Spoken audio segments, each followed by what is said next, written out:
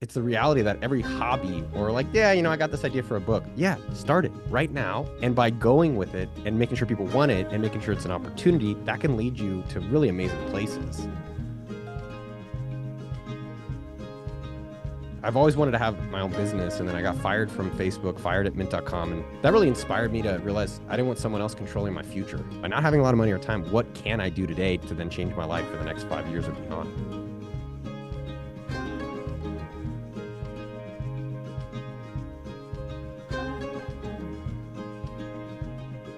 Having a book, as well as a company, it's a great excuse to promote yourself.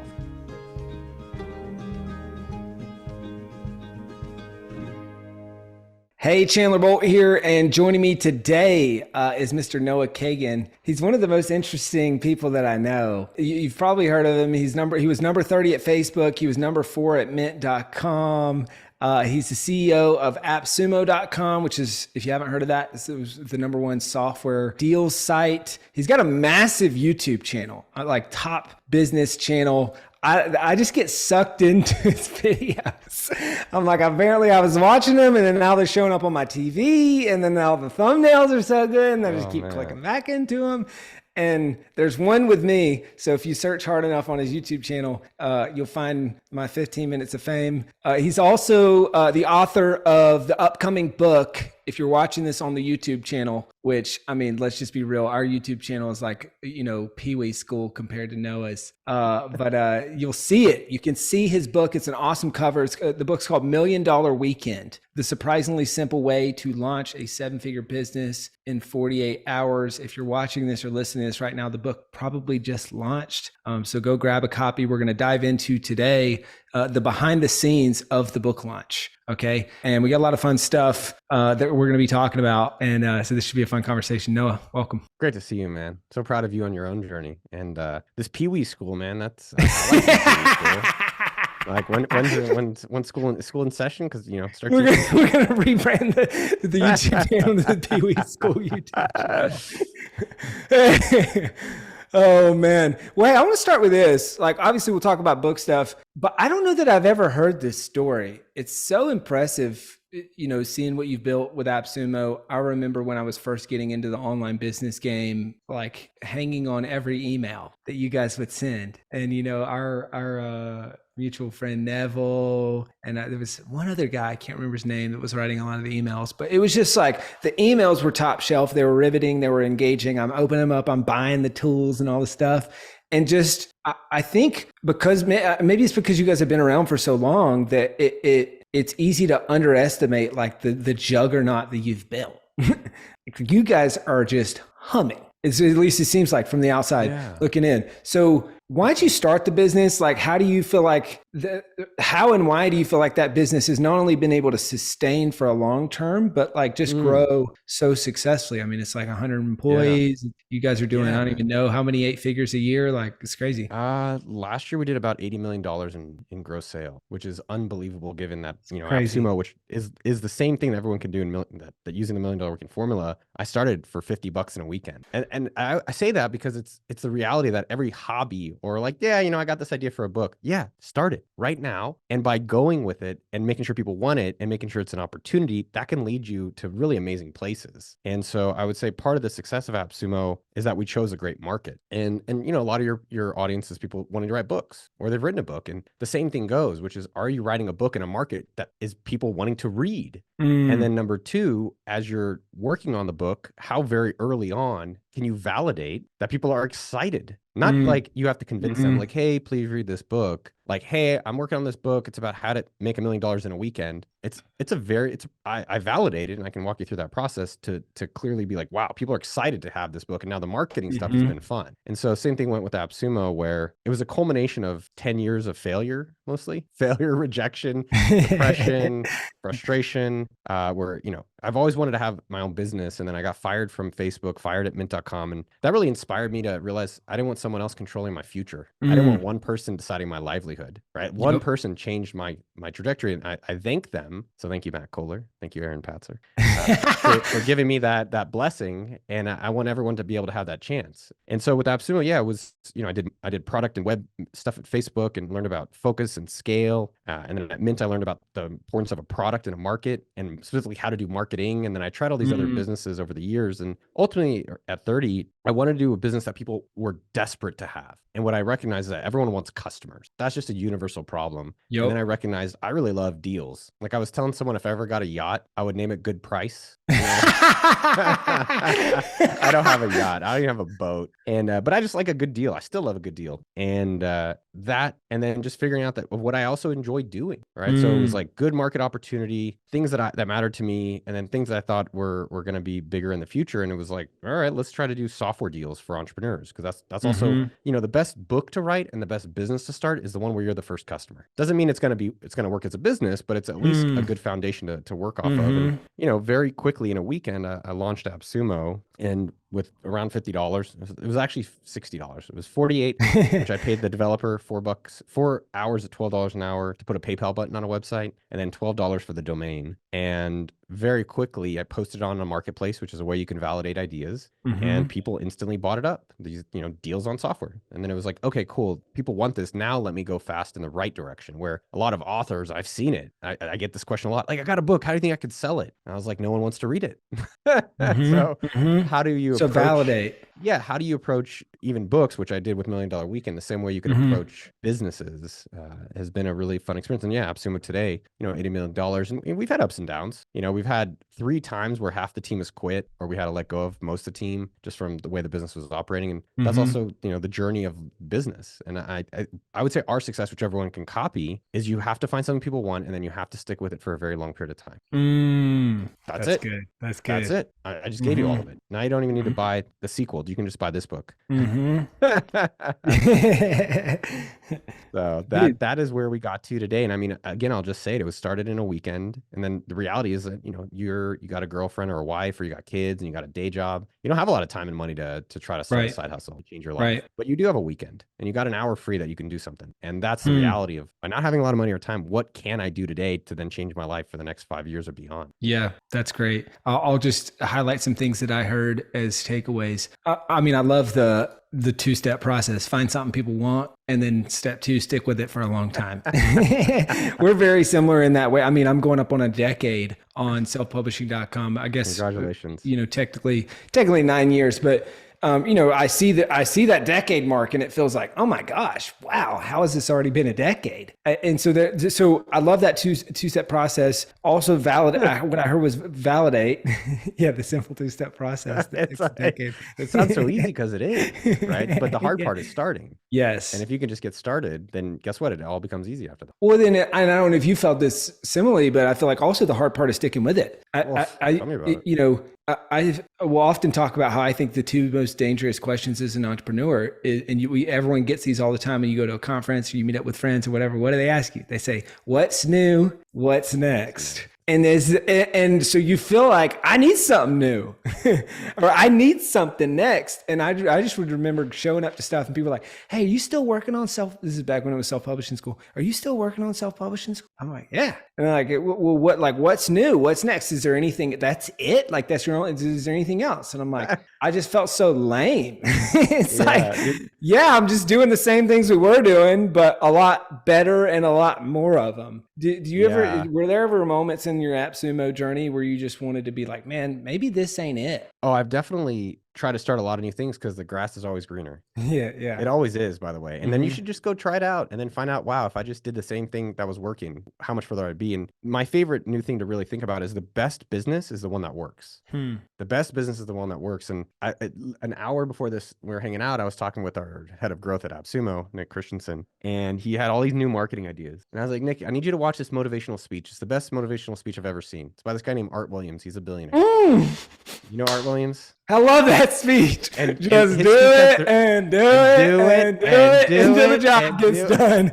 And then once you finished it, you keep doing it and you keep doing it and you keep doing it. And I've really, I would say in my 20s, I was chasing, right? And that's okay. Fine. Chase, try these things out. And in my 40s, I'm not chasing outside as much. I'm chasing inside. And what that means with business is with Nick, let's even talk with him. We know what works at AppSumo right now. So we know that Google ads work super well. We know our affiliate program with affiliates and video ambassadors works super, super well. So what did Nick and me talk about? Nick and I talk about all these new marketing things we do. Oh, let's do a thing with Upwork. Oh, we got to do a South by event. $1 Million Weekend's coming out. We're doing a promo with that. We got a clean shot promo. Let's do that. It's like, Nick, that's a lot of new things. And so the way we come back with AppSumo, we have two values that we just reference. And this is what helps us is test and invest. So if you want to do something, great, but test it, don't invest in it. And I definitely made that mistake over the years. And the second part is double down. And what I've noticed at 41 is I'm saying a lot more cliche lines, Chandler. All I do is say cliches. And the more the cliches become true, like the journey is the destination. I was like, shut up, old man. But no, really, the journey really is the destination. But it takes time to recognize that. And so with AppSumo, this test and invest and double down is really recognizing, all right, what is working? Because let's just make that work a lot better. And even when you're writing a book, let's say, people are like, how do I get an audience? It's like, well, how can you get one reader? Well, I would look on my phone contacts. I could pull out my phone right now and look at my contacts. All right, great. How do I get a second reader? Go to number 2 on that contact list. And then number 3, just go to the third person and look for people that ideally would want to read this type of book. And that is your initial audience. And so with AppSumo, it's the same thing where we have Google ads working exceptionally well. Well, I promise you in every single business or every single book, you have not maximized the things that are already or have been working. 100%. I would bet $1 million on that. And then if you get excited to do all the shiny stuff, like start a Twitter account, like an anonymous Twitter account, or now I got to do a podcast because that's the thing to do, or fine, test it. Test a little bit of it just to see what's really making a difference, but keep committed to the thing that's actually working. And so, yeah, that's definitely something where I'll give an example. I lost $1 million cash, not in theory, last year in 2022, because I believed that if we had more deals on AppSumo, we went from 600 to 13,000, that we would 10x the business. And what I've recognized is that I went really quickly. And then I spent $1 million giving away $1 million cash to people who listed their products on AppSumo. And I think out of all that, we made $10,000 back. That's not a good ROI for people doing the math there. And we could have easily tested adding 50 new products and saw what that did before we rushed off very quickly in the wrong direction. So those are ways that I think about it. And even in this marketing, $1 Million Weekend, I tried a lot of things very quickly about marketing stuff to see what would work. Then I ended up with 5 that I'm like, these 5 based on what I've tested and what I've talked to other authors that have sold a lot is what I ended up on. Okay. I want to circle back to that, the 5 things you're doing to launch the book. But first, I want to get maybe a little bit more into the why behind the book. And a quick side note for people watching this or listening to this. We were talking right before this. Noah is coming back from sickness. So this is like a Michael Jordan flu game situation today. So just give him a pass, but also appreciate the greatness. Why launch this book? Like, I know you've had people, because we've talked about this, like, I know you've had people chasing you for a long time, like, hey, you should write a book, you should write a book. Why was now the right time to do this? And how does the book, if it does, fit in with your brand, fit in with the business, with AppSumo, all that stuff? You said, the fact that you said I'm sick, is that because everything I've said earlier sucked? And you're like, it wasn't very good. So it's good. No, I thought it was good. I think it's great. I think because I know you, I hear it in your voice. Just a little more extra nasal because I'm stuffy. But I think, a lot of times in business and in life, it's showing up when it's hard or showing up when you're a little afraid. And that's what $1 Million Weekend was for me. Like, why did I write the book? It's the same reason I've done all these other things, because I wanted to. That's it, right? A lot of times people are, I wanted to change the world and help 1 million people. I was like, I was happy to write a book that I wish I had 20 years ago. And I wanted to have something that was going to take a long time, because a lot of our businesses and things we work on take a very little time. And then I wanted something where I'd have to actually really face my knowledge and see if I could actually do it and help people. Or maybe I am an imposter, and see if I could really do it. And then I also thought that, it's very easy for people to do Twitter stuff today or do a YouTube video, but to do a book, and not only a book, but a book that people might read and ideally change people's lives is going to be it's harder to do. And that'll help differentiate you. If you're doing what everybody else is doing, you're going to be in the same crowd as everybody else. But if you can get a book in a category that no one else is there, then it gives a chance for you to stand out even easier. Yeah. So all those things combined, I would say, I wish, if this is the same thing I say about AppSumo, if there was a better place to promote software deals, I would have never made AppSumo. And even today, if there was a better place to promote your software that you created for an entrepreneur, I'll close it down. And there's just not. And this book is the same answer for me, where I wanted to do it. And ever since I was a little kid, I wish there was a book what's like, hey, how do I get going on entrepreneurship? And there's enough books out there, right? There's Rich Dad, Poor Dad, there's Lean Startup. And what I've noticed is that they're either too theoretical. Like I want to be with a rich dad and rich mom, but you don't know what to do. It just said that you should just choose a rich daddy, right? I was like, okay, how do I find him? Not a sugar daddy. Or they're like super tactical, like here's how to do your offer, or here's how to do your ads. It's like, okay, cool. But what I noticed is that with all the information out there, people still are not having success in entrepreneurship. So why? And if I could crack that for myself and for others, I think I would have the defining book in entrepreneurship, which I believe me and Tal Roz created. Cool. And I want to, gosh, got so many areas I can come back to here in a bit. Do it. Why? So you did it because you wanted to, which, by the way, have you seen that video, Mike Posner, where he's Mike Posner, like the musician? Yeah. It's a pill and a Ibiza guy, but then he walked across America, and he has this video of like, I'm doing this because I want to. Like I did all these things in my life because other people wanted me to do it, and then finally I'm just doing it because I want to. And it's just this amazing video. It's like, hey, I did this because I want to. I walked across America because I wanted to. And he just like, and you know what I'm doing next? Like, because I want to. And so I think that's awesome. So you did it because you want to. You're also a very strategic guy. As this connects to the bit, like, is this a business play? Is this a brand play? Like, where do you see this fitting into the AppSumo world, or does it? I don't think it fits perfectly, and it wasn't necessarily strategic. Like, if we had a book, it'll totally have AppSumo. But I would say that the book is twofold. One, the book itself has a lot of AppSumo stories. There's a lot of people who are just getting started stories, and companies who are billion-dollar revenue stories in there too. And so if someone wants to start a business, they're like, oh, well, I need help with tools for my business, and there's a lot of stories about this AppSumo company. I'm going to go check that out. Cool. So I definitely think that's it's an advertisement of sorts. If I make a list or not, I don't care. I don't do speaking, so it's not about that. It's more, I do think it helps AppSumo. The other thing that this was a surprising one that I didn't even realize, but having a book with, as well as a company, it's a great excuse to promote yourself. And no one ever really said that. I didn't even realize that, but having the book is literally a reason to come talk to Chandler Bolt, say, hey, there's a company, AppSumo.com, which I help run, which is software deals for entrepreneurs. And the book has been a great gateway drug. I don't know why. I don't want people doing drugs. It's been a gateway candy for people to talk to me. And then in the conversations, I'm able to talk about my business. And so that has been, it was intentional. I wouldn't say this is like total happenstance, but definitely, I'm sure it could be even more related. A lot of books, it's, hey, I'm a coach, hey, I'm a speaker, hey, I have some back-end business, but more, we have a business that's where I make all my money. And the book is more of a brand awareness play towards that business. That makes sense. It's a big brand play, and obviously opens up a lot of conversations that then lead to talking about AppSumo. As you said, it's the candy. So Noah is here asking us to get into his weird van and have some of his AppSumo candy.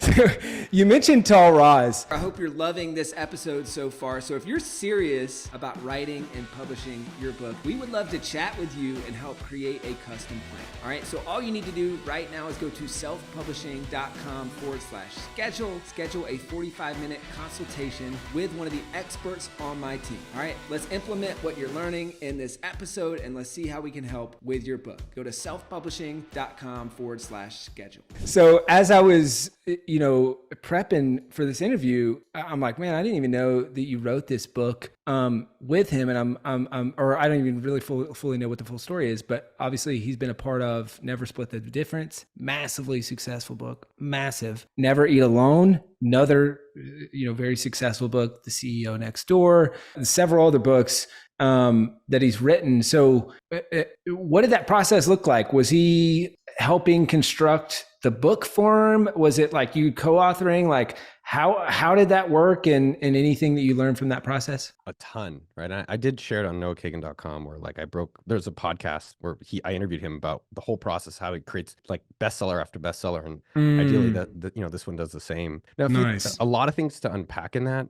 First off, I hired Tall so I could avoid doing hard work.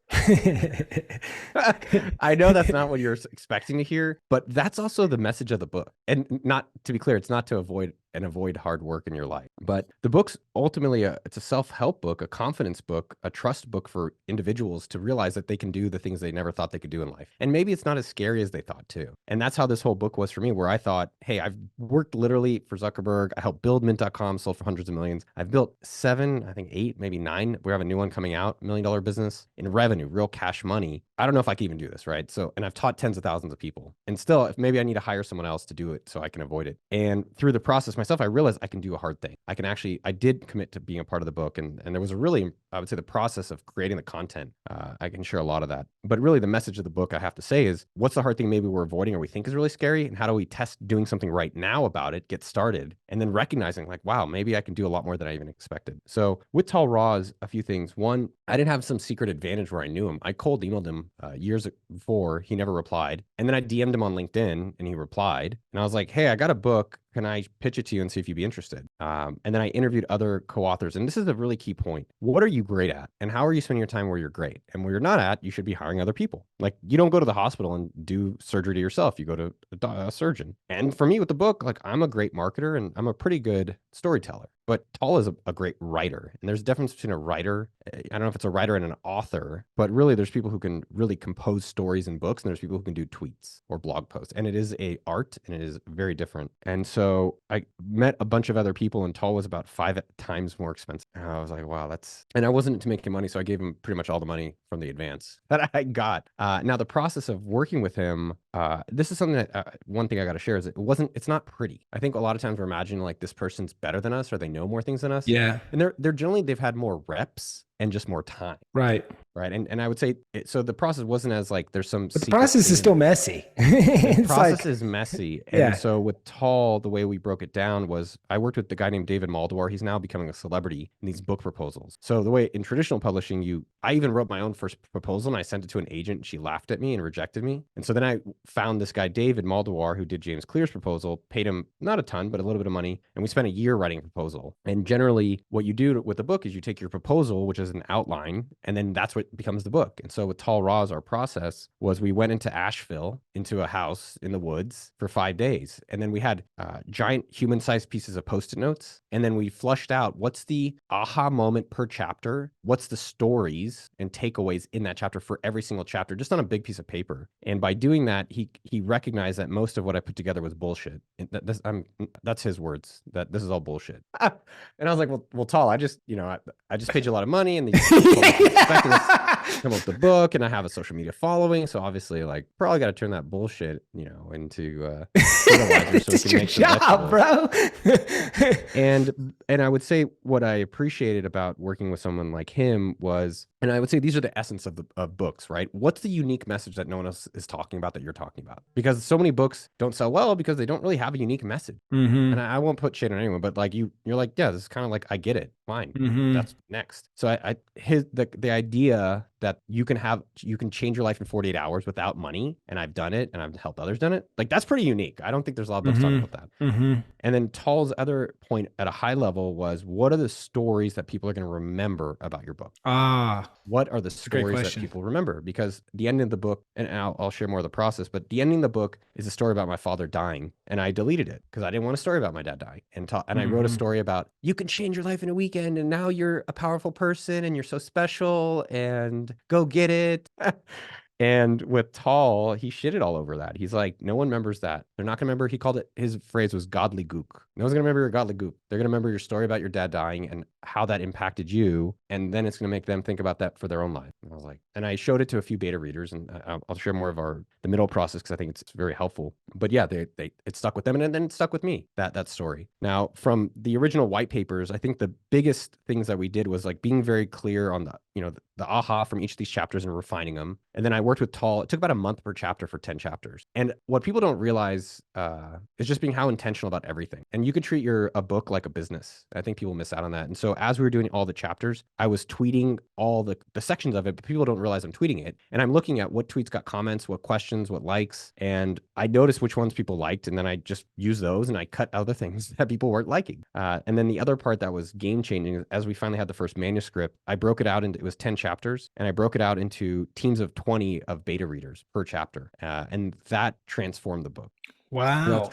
How so? So the book was 65,000 words and it went down to 40,000 words. And ultimately, $1 Million Weekend. And people, if you like how my marketing and the promotion of this book, that is what what you're seeing me do here is what you're going to learn for yourself. So if you like what you've seen about $1 Million Weekend out, which you should see it in a decent amount of places, in ways you're like, wow, it's the same thing for your own business. And if you like this, you'll like the book. With the beta process, what people miss out on in business is who's your customer. So who's your reader? And just because you read books doesn't mean you could write them. I'll tell you that. My reader is someone who's tried to start a business or has a day job, has tried it, has failed, and still dreams about doing it and wants to try another way. And so I call them the underdogs. And so I recruited a beta team. Now it's at 1,300 people. My goal is 1,000. So my goal with the book was to get 1,000 reviews. So I literally just try to make a spreadsheet on Excel of 1,000 people. That's it, right? Because I figured if I get 1,000 reviews, that's 1,000 purchases. And ideally I can help 1,000 people and still be excited to tell people about it on the internet. And so in the beginning, each chapter had 20 people reviewing it. And you really, we prompted them with 2 real questions, which is like bold or comment things you love, and then leave any comments of areas where you have questions. And it was insane. It was insane. This changed the book. 20,000 words we cut, rearranged massive sections, and really, I would say made the book, I think, from good to great, in my opinion, because there's so many comments and questions. People were like, you ever seen the movie Point Break? Yeah, I haven't seen it in 20 years, but we had like references to Point Break. We had all these stupid jokes. And I'm looking for areas that people didn't comment at all, because that means they're not paying attention. So I try to cut those down. I'm looking at areas that people liked a lot, and then I would bold those or try to make sure that those are higher in the chapters, or areas that people were confused about. Like I have a story about India where I hated my life. So I went to India and I walked around and I went to Taj Mahal and I went to where the Beatles went and Steve Jobs went. And then this one of the readers was like, I don't give a shit about your story to India, man. Like, how does this help my life, loser? And I was like, great, thank you. I even called that guy afterwards to learn more. But that really helped me reframe chapter 9. So it does. And Tall would argue I'm more of a people pleaser than him, but I'm a customer pleaser more than a people pleaser. And having the beta readers early on was transformative in getting to the end material where I'd say, me and Tall are the final chefs, but most chefs in restaurants have sous chefs, and those chefs come up with ideas, and then you're the final people are the ones that are the tastemakers. And I think we've done that really well with the book. We also tested the book, meaning so we had these people read and leave comments, and then every weekend for 6 months we'd have 5 people go through the book themselves and give us feedback. And so, chapter 1 of the book, is this interesting? It's great. Yeah, it's great. Well, no, I just think a lot of your answers is writing books, and I'm telling you, you can treat it like a tech company where when you finally have the book finished, because I will say once you get a book out, it's very hard to change, especially if you have it printed. Self-published, you can change it a little bit easier. But for example, Felipe was in one of our earlier weekend cohorts, and the first challenge, there's a lot of challenges in the book. First challenge was like, write a journal about why you're special and your dream. Felipe, I was like, oh, did you do it? He's like, no. I was like, oh, that's great. Tell me why. I don't know. I don't like writing in books, and I didn't want to write a dream, and I didn't do anything. Okay, cool. Let me revise it. And so working with him and inspiration, this is another I would say thing Tal told me to do, and it worked out insane. Get every book that you're kind of competing or you're inspired by. And so I got around 30 books, and do book reports on their layout, on what things did you highlight, what areas did you highlight, and have these book reports before you even get into your book. And so one of the books I copied and innovated from was Artist's Way. I love Artist's Way by Julia Cameron. And so she has a contract with yourself. So then I added a contract and we revised it to a contract. So I commit to working toward my dream, having fun, facing my fears, and following every challenge in this book. And my dream after reading $1 Million Weekend is blah. And so then I showed that back to Felipe, and Felipe was like, yo, that's fire. I'm going to do that. I was like, oh, okay, cool. I'll just keep listening to the people that are telling me this stuff. And that was that. I mean, there's a lot of other things I can dive into if you're curious, but a lot more went into it than the prettiness of like, I sat in the woods, wrote, and then I just outputted it. Cool. And guys, if you want to check out, if you want to really go down the beta readers rabbit trail, because this was a lot of really good stuff, check out episode 171 with Rob Fitzpatrick. He wrote a book called Write Useful Books. We really geek out on beta readers, talk pros and cons. And we've got kind of different takes on the process. So that might be interesting for you. Ooh. We're almost at the end of our time, Noah, and I'd be kicking myself if I didn't ask about the marketing stuff. So I'll The rapid marketing fire or the like a marketing? couple final Say questions. marketing. What's that? Say marketing or marketing? Marketing. Yeah, marketing. I know we had that phone call. Gosh, it's probably been 6 months ago, 9 months ago. And you're like, hey, what's the best stuff to market this book? And we're talking all that. And at the end of the call, it was just kind of talking through like, hey, there's a bajillion things that you can do. And you've obviously got a massive YouTube audience. You got a big bit, like there's so many things that you could do. And I heard you mention this earlier. You're like, hey, we kind of just sifted and distilled it down to 5 things that we're doing to launch the book. Can you give us a high level overview of what are those 5 things and how did you choose them? Yep. So to start, there's people who've sold books. This is not a new thing. There's great people like Chandler out there. There's myself, Vanessa Van Edward, or ideally myself. But there's Ryan Moran, who you were on his show. There's people who sold books, Paul Miller, in different scales of books. So call them up and ask, what's the one thing that worked best and what's the one thing I should not do? And you do that enough times and you'll get kind of a rough playbook that you can experiment with. And that's part of literally what I teach in $1 Million Weekend is how do you get to your marketing plan? And as well, a lot of times, Dan Martell, you, Ryan Moran, I asked for advice.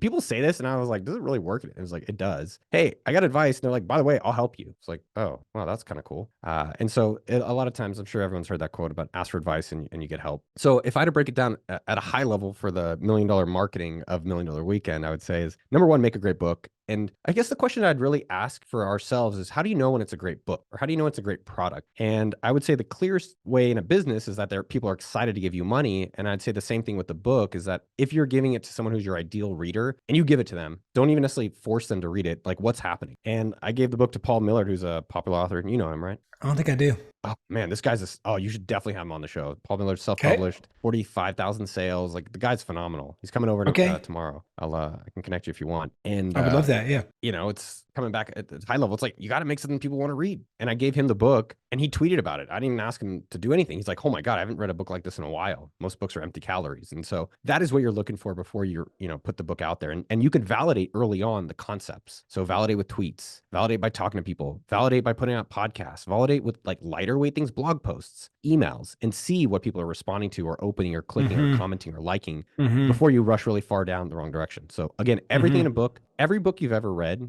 I would say most of the ones are from word of mouth. And that is because they are great books or they've made impacts in lives. Number two is you got to set a clear goal with the timeline. So mine was 1,000 reviews within launch. So 7 days. And so I just made a spreadsheet and I just one by one message people, Noah, no way you did. Yeah, me. And that's not arrogant. It's just like everyone out there has probably at least 100, if not 1,000 people they can ask to do something. And I've been putting out content for 24 years around business and marketing. And so I reached out to people on my email list. I reached out to people on social media and I manually emailed them so that I would have 1,000 people I can ask to leave a comment, leave a review when the book comes out. So after that goal was hit, I started about 9 months before launch. So we're in January and I started the book marketing and doing that process about a year ago, give or take. So just something to consider in your own book journey. Like most people work so hard on the book that they get tired at the marketing. I work so hard on the book with Tall and that helped me as well, not using all my energy there. But also it's like, I think we've put together a book. I'm excited to do the market. I'm excited to tell the right people about it. Yep. Or I want to tell people. And so after we figured out the 1,000 reviews, then the next goal was, can we sell 25,000 books within launch week? And originally it was 10,000 because there's been data showing, and you can Google this, if you get to 10,000 books, you'll very likely get to 100,000 sales. If you can sell 10,000 within launch month, within 30 days. And so I think I can do 10,000. And I called up Ramit Sethi, who I've known for 20 years. He's like, do 25,000. I was like, why? It's like, doesn't mean you have to do 25, but at least see what you would do differently in your marketing if you had to do more. And it definitely prioritizes, like, I want to definitely talk to someone like Chandler, who I think can help, he knows how to sell books and promote books. Now, in terms of the 5 specific things from there to be able to do this, number one was this launch team. So literally, like, these became our beta readers. We're giving away bonuses. So if you buy one, you get this, you buy 2, get this. And we put it on a Google Doc based on looking at what other authors have done, the popular authors have done. And then we gave it to the beta readers and we said, here's the bonuses we're doing. Which ones do you guys want? What do you not like? Again, they gave us that feedback and then that's what's dialed in our bonuses. And so people want to see what you're doing. People are excited. I think this is a misnomer. Right. Yep. Right now, the biggest trend in restaurants is that the kitchen is outside of the kitchen, that people want to see the cooks. And so involve your audience in your process. Number 2 is leverage your existing assets. So I have noahkagan.com, I have appsumo.com. And the reality there is everyone has more than they think. Go on LinkedIn, go open your phone right now and look through your contacts. You got at least 150 people, every single person, I promise. Unless it's a brand new phone, then you have, but everybody else has got 150 contacts.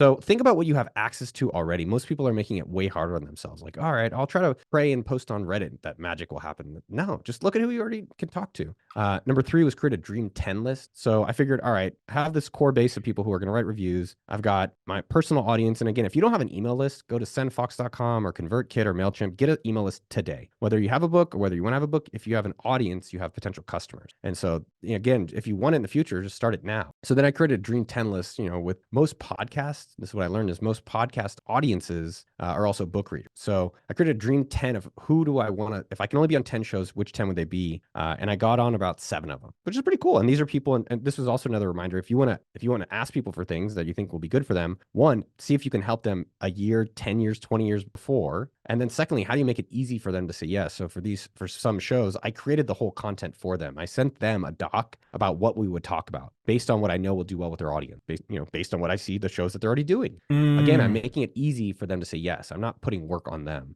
Number 4, work with pre-fluencers. So these are up and comers who are easier to get access to and have engaged audiences. And so specifically, I targeted business content and entrepreneurship as my main one, but also real estate and personal finance, because those audiences are very interested in more money. And so there's not a better way to make more money than entrepreneurship. And pre-fluencers, it's just much easier, man. They're not these big people that you have to really ask for a favor potentially or do anything. They're like, yeah, I'm just getting started. And it's frankly cool to meet these people as they're coming up and be able to help each other. The other kind of thing in that I would do with the pre-fluencers is I ask my audience, what shows do you think I should go on? And if you know them. 2, at a lot of the end of shows like this, I would say, hey, what other show do you think I should go to? And then 3, I Googled other authors who launched their book in the past. So like Ali Abdaal, I just Googled Ali Abdaal interview. And then I went to YouTube, Ali Abdaal interview. Then I went to iTunes and Spotify, Ali Abdaal interview. And I used that to construct a list of pre-fluencers and people that I should be connecting with. That's great. So it makes it, you're looking for people who are already raising their hands. And then I would say the last thing is some bulk buys. And this is, especially if you're trying to do a traditional book, everyone's trying to make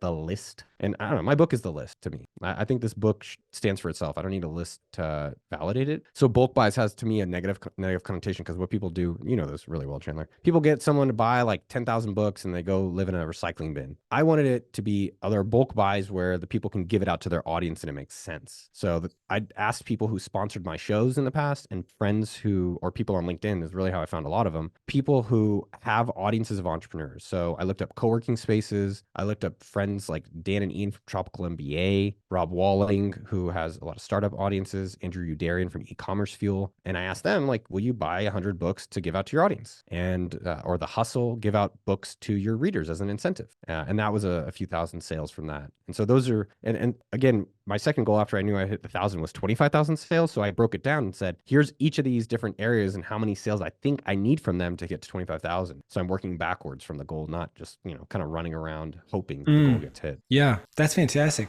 Well, you got the $1 million marketing plan, and we got the goals and we got the 5 steps to hit it. Thanks for breaking that down.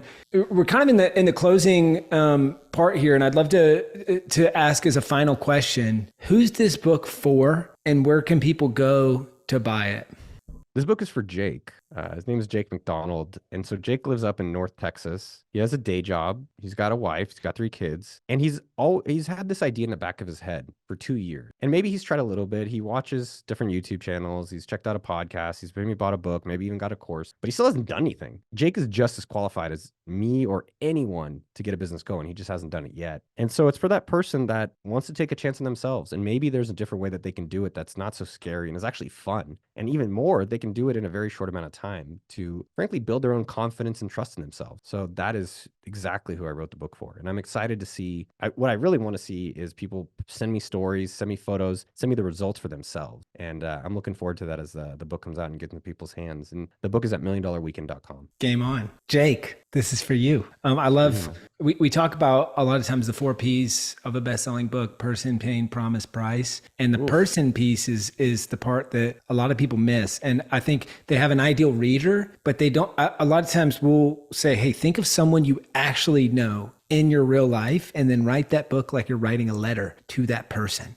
And then all the decisions about voice should I be funny? Should I be serious? Should I say this story? Should I? It's like, well, okay, well, would this land with Jake? Would I say this to Jake? Right. And so it just comes back to that. Guys, I can't wait to read this book. I'll get you a VIP book. I'll get you a VIP box. We're having the book launch party at your house. So I kind of owe you. But bring a bunch of books to the house for the book launch party. I will. One other thing I've got to add that was helpful in this whole process is that all of our beta readers took a survey. And so you can literally do the same thing with your readers that, this person that you're on, like survey them afterwards. Like, what's the thing you took away? Where did you stop reading? You could actually use that to then keep making your book better and not be surprised. So I love that you're encouraging people to think about who it is and write a letter to them and then ask them afterwards so that you can make the book even better. Right. That's great. Well, guys, a couple things as we kind of close up here. Number one, check out, so Nick Gray is helping with this book launch party that's at my house for this book. And so check out the episode with Nick on this podcast about how to run a book launch party. And I think you'll like that. Secondly, Noah, bring some books. We're going to drive some reviews through this book launch party. All right. I'll do the heavy lifting for you so you don't got to feel uncomfortable. But we did something when we had Austin Netzley's book launch party at the house that worked really well and should help with this too. And guys, you said milliondollarweekend.com. Yeah, this guy, Derek Kolstad, actually, I got to give him a shout out from remotejobs.com. He bought it and he was on our launch team and he gifted it to me. So wow, I really appreciate that. Yeah, that was super cool. It's like, you don't realize like a small gift, that you can do pretty quickly in a lot of areas in a weekend can really change other people's lives. That's wow. What a smart idea on his part too. He's like, I know you're about to launch this thing. That domain probably cost him $10, maybe more than that. I don't know. But then you're forever grateful for that gift. Well, guys, milliondollarweekend.com. Check it out. The site looks awesome. You got some good testimonials here from Marie Forleo, from Sam Parr. And there's a bunch of bonuses here. It's this really slick looking site. And if nothing else, check out this just slamming cover. This thing looks awesome. I mean, this is one of 50 covers. We tried 50 different covers and then I think 10 different color variation. You split test it?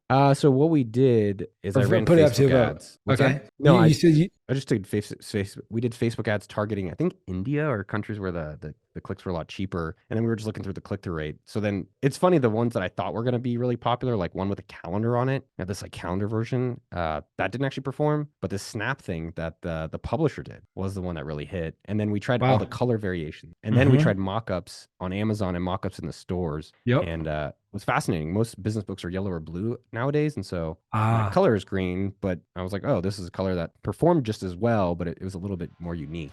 Cool. That's how we ended up there. That's awesome, man. I love it. Well, guys, milliondollarweekend.com. Noah, you're the man. Thank you. You're the man. Thank you, Chandler. I'll see you at your house. Thank you so much for watching or listening to this episode of the Self-Publishing School podcast. I know there's so many places that you could be spending your time. There's other podcasts that you could be listening to, YouTube channels that you could be watching. So thank you so much. It means the world. Now, I want you to do 3 things right now if you found this episode helpful.